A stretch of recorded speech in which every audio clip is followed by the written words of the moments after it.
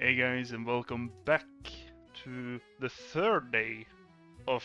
Is it third now? Yeah? Daily dose of finance. Today, I think we might look at a Peter Lynch video actually. Right now, I got Celsius up on the chart. They have been doing pretty insane today. 7.5% so far, and with everything being so red today, it is pretty crazy. But I'm hoping you're having a good day. Soon is 1st of April. The 2nd will be interesting with Trump. So enough talking, let's jump into the video. No one's ever gone bankrupt without any debt. Now that would take a real, I think you have to give some kind of distinguished service award to somebody who did that. But they had no debt. I said, it's not going to go to zero. You know, I was wrong when I said it can't go below 15. So we hung on, and within 3 years, they gave out the shares in Kaiser Steel, gave out the shares in Kaiser Cement, gave out the shares in Kaiser Steel and aluminum, and they sold off all the businesses. You got about $55 a share. But if you didn't know the story, and the stock went from 15 to 11, and you're just saying how much lower can it go, when it went to 9, went to 8, you would have gone. So you can't just say it can't go any lower, because I saw Taco Bell go from 14 to 1 in 1974, and they had no debt and making 60 cents a share.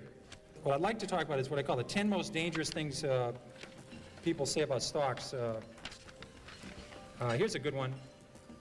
If it's gone down this much already, it can't go any lower. I remember when Polaroid went from 140 to about 107.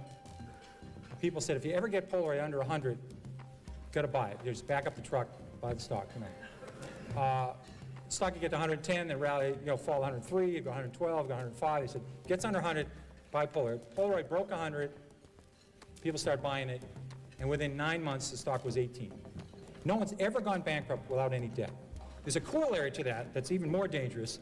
Philip Morris sold for 12 cents in 1951, and then it goes to 60 cents in 1961. How much higher can this go? It's gone up fivefold. They missed the power of Marlboro. They missed there's 220 countries in the world. They missed the cash flow of the company. They missed everything. This stock was a 100-bagger after going up fivefold. But people sold it just saying, how much higher can it go? Just saying it can't go any higher. It's gone this much already. That's very dangerous, and don't use that one. And it's a very bad thing to do. Eventually, they always come back. Here's another one that sucks. That's a technical stock market term we just use only in the stock market. They don't have to come back, but they say eventually they always come back. Not true. Here's a great one. It's $3. How much can I lose? This is a great one. Because get out.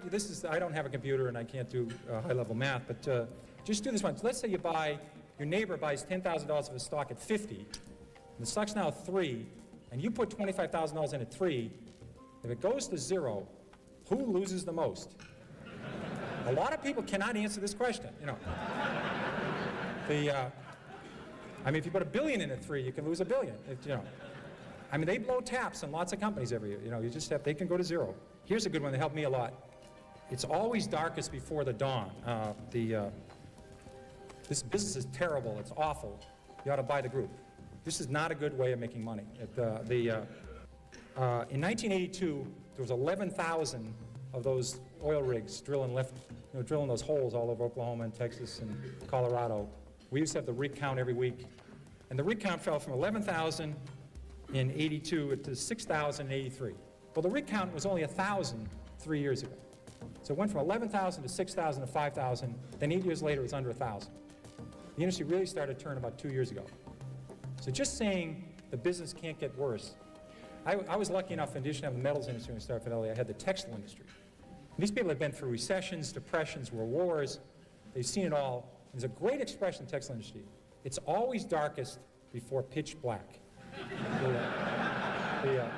Now that's a good one to remember, because when business is terrible, it can get considerably terrible. You get terrible to the power of 6. And when I rebound to 10, I'll sell. Here's a great rule. Somebody buys a stock at 10, and it falls to 6. They say, if it gets back to 10, I'll sell. Now, I think the math, 4 and 6, I can handle this level math. I think that's about a 66% return. You You ought to buy it. If you think it's going back to 10, you ought to buy the hell out of the damn thing. But they think if it gets back to 10, I'll sell. Now, what you ought to do is never put down a round number, because I think for the next 26 years, the stock will go between 5 and 9 1/4. It'll never get to 10. So maybe put 9 1/8 or 8 3/4. But just saying the stock, if it gets back what I paid for it, this is a very important rule. This is one of the key rules. The stock doesn't know you own it. Remember that.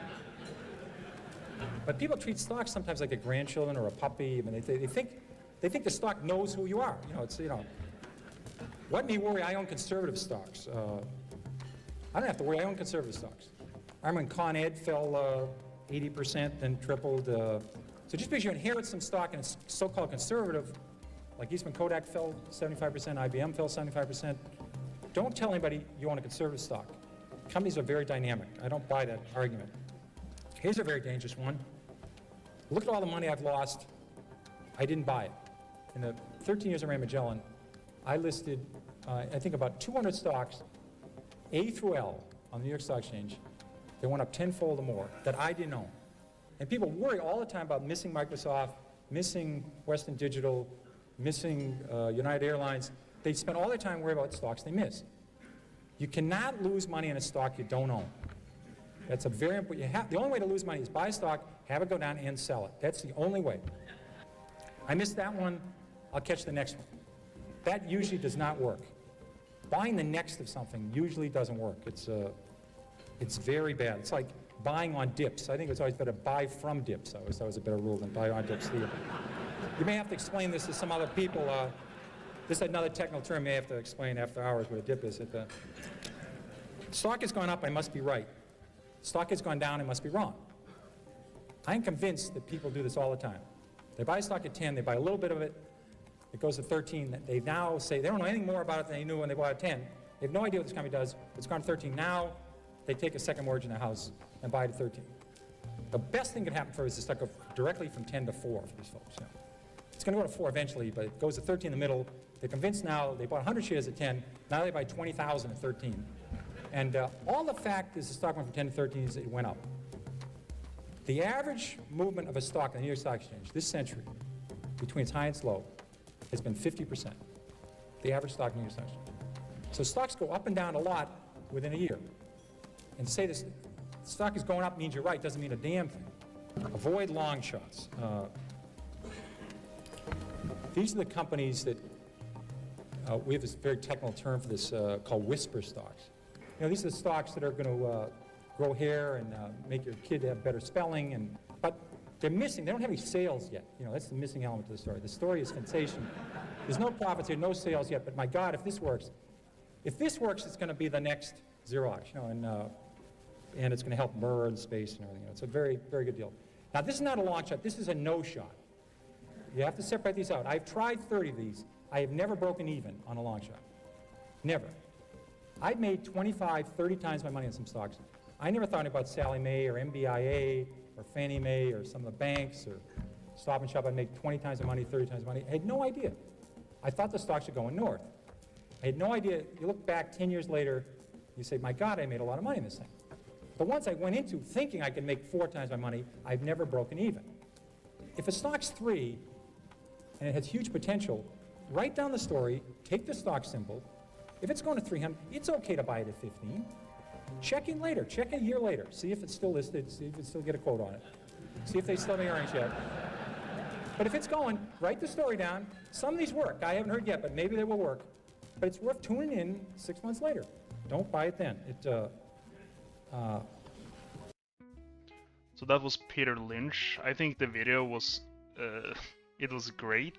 It had a lot of good things in it, starting with the anecdote on bankruptcy and debt. Like, if a company earns money, will it go bankrupt then?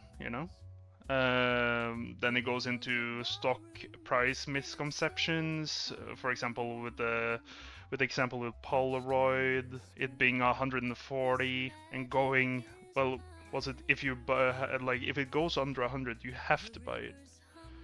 But of course, it went to 18, so that's quite much lower. I wouldn't like to be in that trade, that's for sure. And then also having Philip Morris, where people misconcepted it and didn't take into account all their worldwide sales as well. So it was like 100 bagger was crazy. Then he started to talk about, you know, all of the stuff that is kind of what can I say, like it's $3. How much can I lose? Well, you can lose all your money, right? This is why I started the channel and that kind of stuff. We want to start looking at when I start doing videos for the stocks. We look at the economics of the stocks, how much they're earning, are they profitable, stuff like that. And also, and eventually they always come back, right?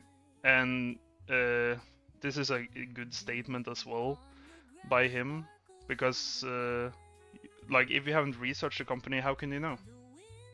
Like, of course, yeah, it was $20, now it's $3. Will it come back? Well, do you read through the economics of the company? And do you find what can I say, facts that says it should be going back? It will turn around again for the company and get back into the price. And also, well, this is back though, but we also have crazy fluctuations in the market now. With tariffs and everything going around it, and he talks about that the stock doesn't have any different with it, but it moved about 50%, for example, in the different stocks in a year. That is pretty crazy, I think. And he also talked about it's always darker before the dawn, and then he also talked about it's also darker before pitch dark, like completely darkness. That was kind of interesting. That's when you have the bankruptcy, of course.